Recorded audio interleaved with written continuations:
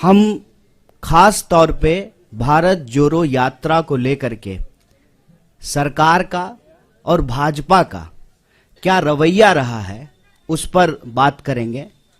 मैं सबसे पहले आपको ये कहना चाहता हूं कि आप सब लोगों ने देखा है शुरू से ही, जब से इस यात्रा का अनाउंसमेंट हुआ है, जब से इस यात्रा की घोषणा हुई है, खास करके भाजपा ने इस यात्रा पर चौतरफा हमला करना शुरू कर दिया। इसके अलग अलग बिंदु हैं। सबसे पहला हमला ये बोल करके किया गया कि भारत तो जुड़ा हुआ है, क्या जोड़ने के लिए निकले हैं। भारत जो है दुनिया की सबसे बड़ी अर्थव्यवस्था बन चुका है। मोदी जी के नेतृत्व में हम लोग जो है दोबारा विश्व गुरु बन चुके हैं। भारत लगातार जो है विकास कर रहा है। तो ऐसी कौन सी जरूरत आन पड़ी है कि आपको भारत जोड़ने की जरूरत है। आप लोगों ने यह सवाल कहीं ना कहीं सुना होगा, देखा होगा, आपके व्हाट्सएप पे आया होगा, आपने जो है अपने टीवी चैनल पे जो है बीजेपी जब बोलती है इसको तो इसको चलाया होगा। और चर्चाओं में भी भाजपा के लोग बार बार ये बोलना शुरू किए कि भारत तो जुड़ा हुआ है, तो क्या जोड़ने के लिए निकले हैं, इसकी जरूरत क्या है। तो मैं एक काउंटर सवाल आज उनका जो ये हमला था उसका करना चाहता हूं कि भारत जब जुड़ा हुआ है और भारत जोड़ो यात्रा की कोई प्रासंगिकता ही नहीं है आपके नजर में, तो आप इसकी चर्चा क्यों कर रहे हैं। हेल्थ मिनिस्टर इतना इंपॉर्टेंट पोस्ट होता है, उनको क्या जरूरत है इंक बर्बाद करने की, पेपर बर्बाद करने की, भारत जोड़ो यात्रा को लेकर के लेटर लिखने की। जिसकी जरूरत ही नहीं है उनके नजर में, उसकी चर्चा वो क्यों कर रहे हैं। पहला प्रश्न उनसे पूछा जाना चाहिए। हम ये समझते हैं कि देश जुड़ा हुआ है जमीनी तौर पर, भौगोलिक तौर पर, देश जुड़ा रहे भावनात्मक तौर पर भी, क्योंकि देश हमेशा देश के लोगों से बनता है। लोगों को हटा करके कोई देश नहीं होता है। देश के लिए लोग भी जरूरी होते हैं, जमीन भी जरूरी होती है, और देश की संप्रभुता, उसकी आजादी भी जरूरी होती है। हमारे पास संप्रभुता है और उसी संप्रभुता के आधार पर जो है हम अपनी सीमाओं को लेकर के, सुरक्षा को लेकर के सरकार से सवाल पूछते हैं कि हमारी संप्रभुता अक्षुण्ण रहे। देश हमारा जमीन से जुड़ा हुआ है, लेकिन देश के लोग भी जुड़े रहे ना। जब इस देश के लोगों को उनके पहचान के आधार पर बांटा जाता है, उनके अंदर भेदभाव पैदा किया जाता है, एक के खिलाफ जब दूसरे को खड़ा किया जाता है, तो देशवासियों को आपस में तोड़ने की कोशिश की जाती है। और देश अगर भावनात्मक रूप से नहीं जुड़ा रहेगा तो आप जमीन से भी बहुत देर तक जोड़ के नहीं रख पाएंगे। इसीलिए देशवासियों को आपस में जोड़ना जरूरी है। और पहले दिन से हमने कहा कि यह यात्रा दिलों को जोड़ने की यात्रा है। हम चाहते हैं कि देश में मोहब्बत हो। यह जो नफरत की बयार लगातार बह रही है, इस नफरत को हराया जाए, क्योंकि अगर नफरत का माहौल रहेगा तो देश के भीतर जो बुनियादी सवाल हैं, रोजी रोटी, कपड़ा, मकान, शिक्षा, स्वास्थ्य, सड़क, बिजली, पानी, ये मुद्दे गायब हो जाएंगे राजनीति के विमर्श से। हमारी मंशा बिल्कुल साफ थी। तो जो लोग ये पूछ रहे थे उनको ये समझना था, ये सवाल खुद से पूछना था कि क्या जब इस देश में भर्ती घोटाला होता है, भर्तियां नहीं होती हैं, जब किसी इंसान के साथ सरेआम मारपीट होती है, महिलाओं के साथ बलात्कार होता है, तो आपकी भावना नहीं टूटती है, नौजवानों के सपने नहीं टूटते हैं।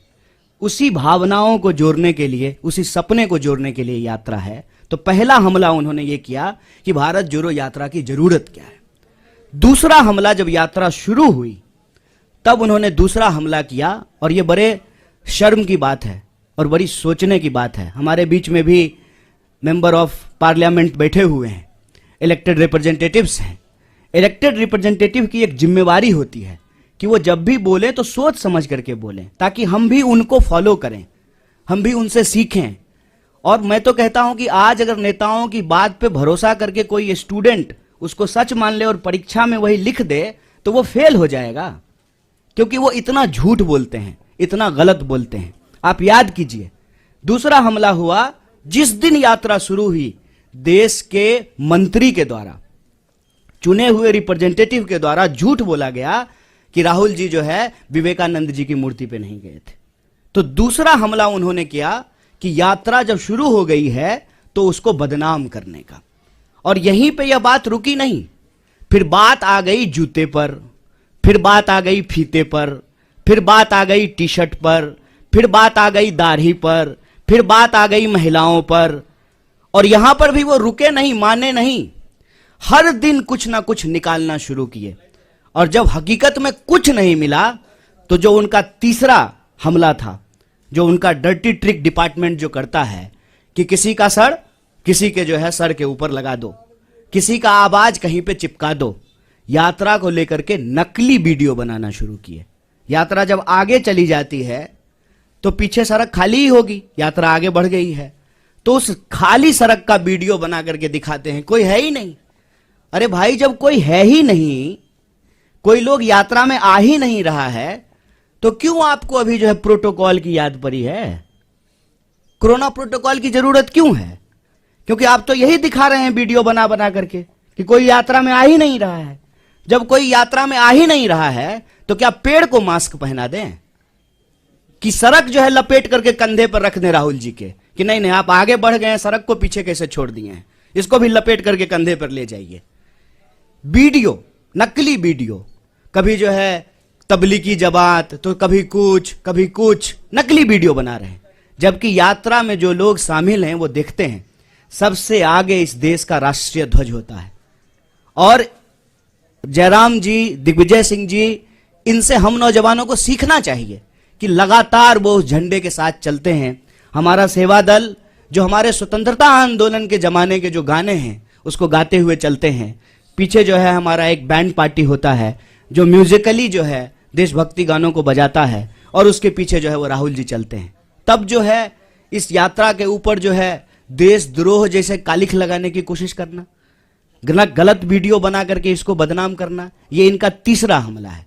और चौथा हमला आप सब लोगों ने देखा होगा कि राहुल जी गुरुद्वारा जाते हैं तब भाजपा ठीक रहती है, राहुल जी जब चर्च जाते हैं तब भी बीजेपी को कोई दिक्कत नहीं है, राहुल जी जब मजार पे जाएं, मस्जिद पे जाएं तब भी भाजपा को कोई प्रॉब्लम नहीं है। मंदिर में जाते ही ऐसा लगता है जैसे भाजपा वालों को कोई जमाल गोटा खिला दिया हो, अचानक से दस्त होना शुरू हो जाता है। क्या प्रॉब्लम है आपको?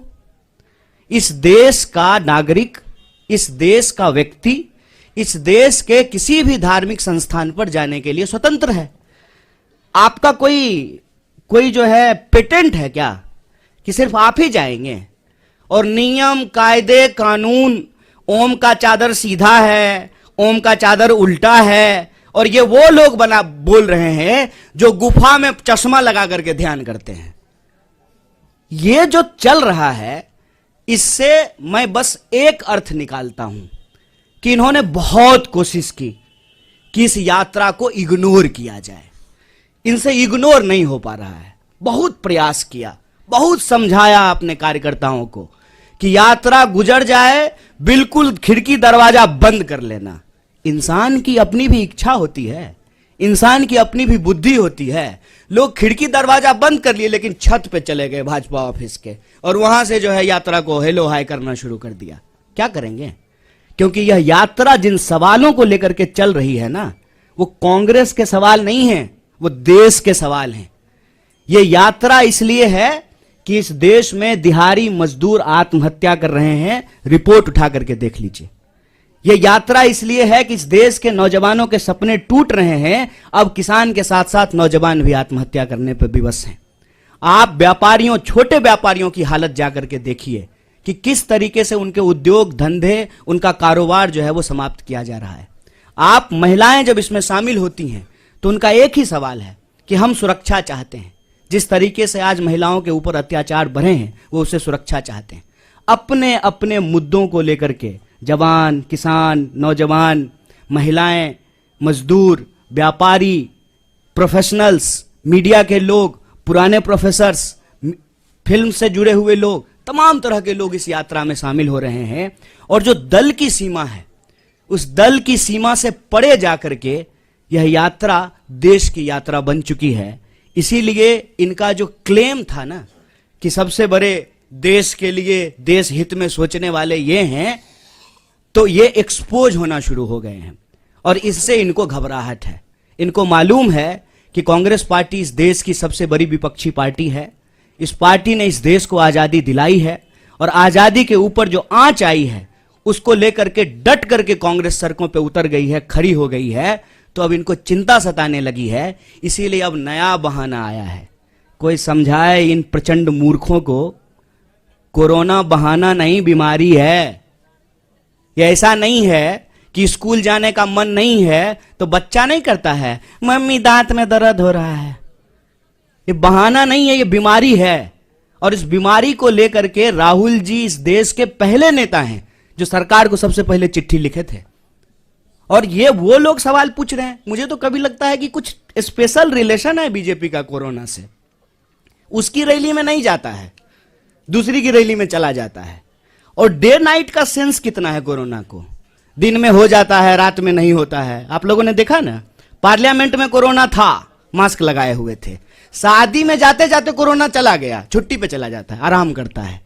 ये मजाक बना दिए हैं। हम बार बार कह रहे हैं, शुरू से लेकर के आज तक कोरोना को लेकर के हमारी पार्टी गंभीर है। और जो साइंटिफिक प्रोटोकॉल होगा वो सबके लिए होगा। ऐसा तो नहीं है कि बीजेपी के लिए नहीं होगा और कांग्रेस के लिए होगा। ऐसा तो नहीं है कि दूसरे आयोजन होंगे, ये आयोजन नहीं होगा, वो सबके लिए होगा। तो उस पे जो है हम उसको फॉलो करेंगे, जैसे पहले फॉलो किया था। और सरकार को भी बताएंगे जहां सरकार गलती करेगी। और जनता के सवाल को लेकर के जो ये यात्रा है, रोजी रोटी, कपड़ा, मकान, शिक्षा, स्वास्थ्य, सड़क, बिजली, पानी के जो सवाल हैं, ये यात्रा भी चलेगी। इनको जितना दम लगाना है लगा लें। ये इग्नोर करके देख लिए, बदनाम करके देख लिए, मंदिर क्यों जाते हैं, मस्जिद क्यों जाते हैं, टी शर्ट कौन सा पहन लिया है, ओम का चादर सीधा है कि उल्टा है, इन्होंने सब कुछ कर लिया। लेकिन यात्रा देखते देखते, हेलीकॉप्टर से नहीं, ट्रेन से भी नहीं, पैदल चल करके, पांव से यात्रा कन्याकुमारी से दिल्ली पहुंच गई। और दिल्ली जब पहुंच गई है ना, तो दिल्ली की तख्त जो है इनको हिलती हुई नजर आ रही है। तो एक बार और रिमाइंड करा देते हैं उनको, जो पहले भी कहते थे, इस यात्रा का उद्देश्य इलेक्शन नहीं, इमोशन है। आप इमोशन साफ रखिए। इस यात्रा से आपको कोई थ्रेट नहीं होगा, क्योंकि हम इस यात्रा के माध्यम से भीड़ नहीं जुटाना चाहते हैं। हम चाहते हैं कि इस देश के नागरिक अपने सवालों को लेकर के, नागरिक, भीड़ नहीं, अपने सवालों को लेकर के इस यात्रा में शामिल हो। और यह यात्रा जिस तरह से कन्याकुमारी से चली है, यह यात्रा कश्मीर तक जाएगी, यही हम लोगों को उम्मीद है। और आप लोग सब अपने तरीके से इस यात्रा में शामिल हो रहे हैं, जुड़ रहे हैं। एक बार फिर से आपको बहुत बहुत धन्यवाद।